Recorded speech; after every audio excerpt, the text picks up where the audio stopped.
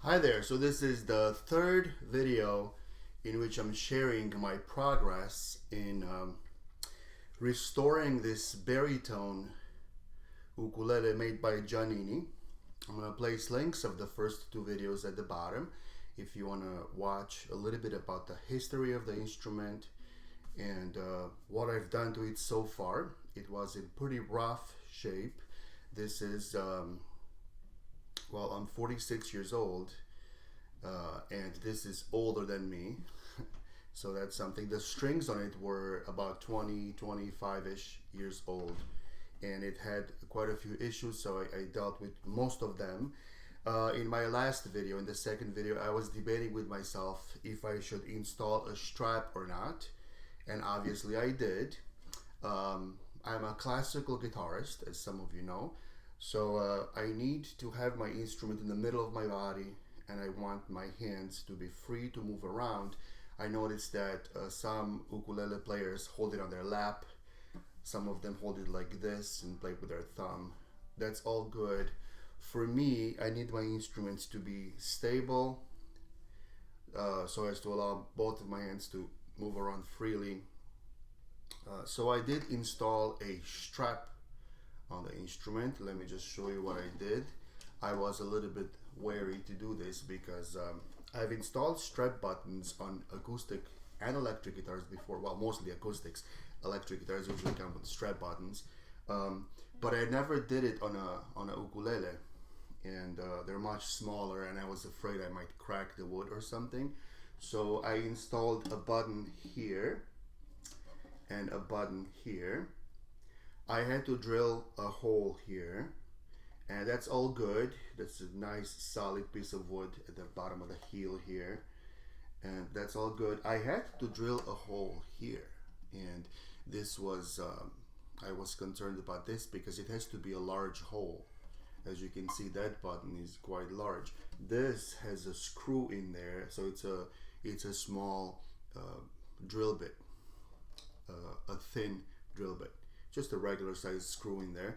Now there's no screw here. The whole thing is one piece of plastic, and the hole has to be about as thick as a pencil, like a number 2 pencil.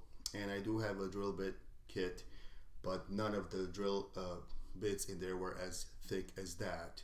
So I had to be creative, and I drilled a hole, and that was kind of nerve-wracking. But then I had to make it bigger, and I used the drill bit to go around the hole like this and widen it so that this could fit in. And then I had to gently tap it in, and no crack. I was afraid that I might get a crack here because you put a lot of pressure in there. So no crack. And then I'm using, this is kind of silly, the strap for my electric guitar. I usually don't use a strap because I'm a classical player, but when I play steel string or electric, I will use a strap if I'm standing.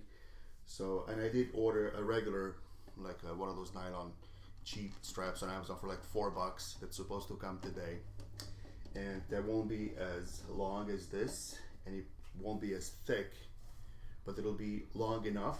And so I use my strap like this, and that brings the instrument in the middle of my body, and I can play much with a lot more comfort and ease of moving around. So that's what you have. I have no idea what I played in the beginning. It was just a bunch of chords. It was like a D minor with a B flat with a C at 2 in the bass, and then A7, and then here D minor again, another C, and then B flat to an A7. So it's the same chord progression: D minor, B flat, C, and A7. I just came up with that this morning. So here's my third installment in